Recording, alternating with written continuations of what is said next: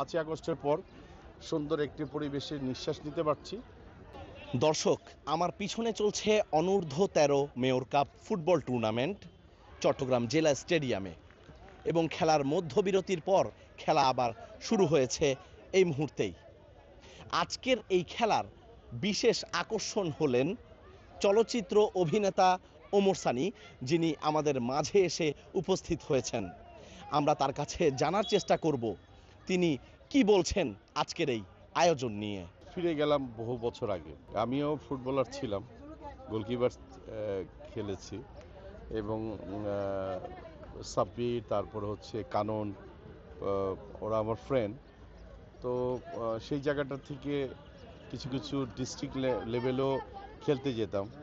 কিন্তু আজকে এই ছোট ছোট বাচ্চাদের অবস্থান দেখে আমাদের কাছে মনে হয় যে আমরা আমাদের প্রজন্মটা আমরা অনেক অন্যায় করে ফেলেছি। সেই অন্যায়ের শাস্তি বোধহয় আমরা ইন্টারন্যাশনাল লেভেলে পাচ্ছি। সেই আমাদের কোনো র্যাঙ্কিং এখন নাই।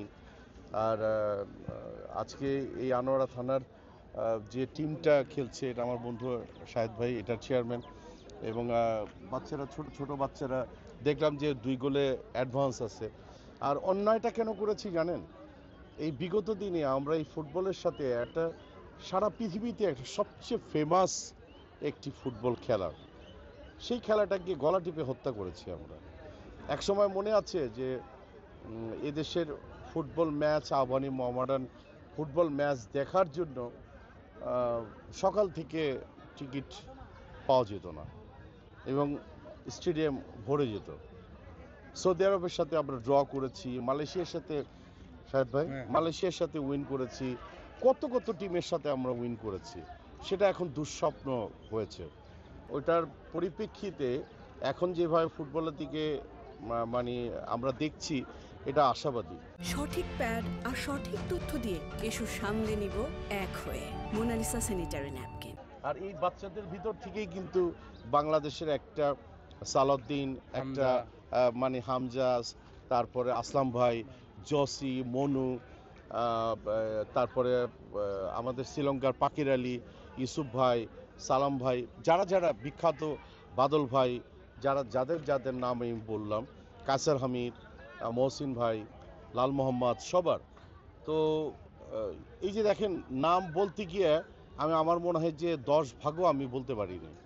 আর কিন্তু এখন কিন্তু বলা যাবে না।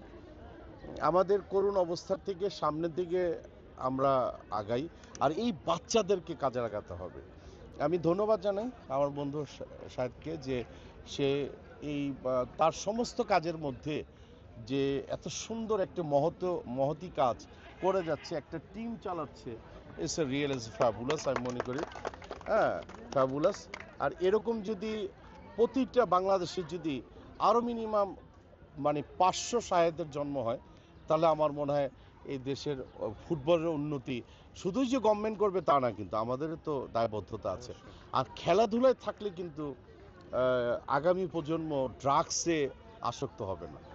আমার এই একটা সময় গিয়ে ডিস্ট্রিক্ট লেভেলে ফার্মগেটে আমি যখন থাকতাম, তেজকুনিপাড়া দুর্জয় স্পোর্টিং ক্লাব ছিল, সেখানে একটা ম্যাচ খেলতে গিয়ে আমার ডান হাতের এই কবজিটা একদম মানে ভেঙে যাওয়ার মতোই অবস্থা।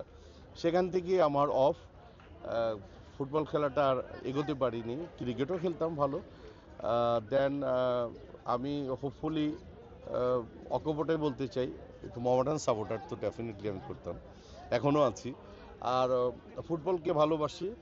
আর ওদেরকে দেখে আমার কাছে মনে হয় যে ওদের ভিতরেই আমি যেন আজকে অবস্থান করছি।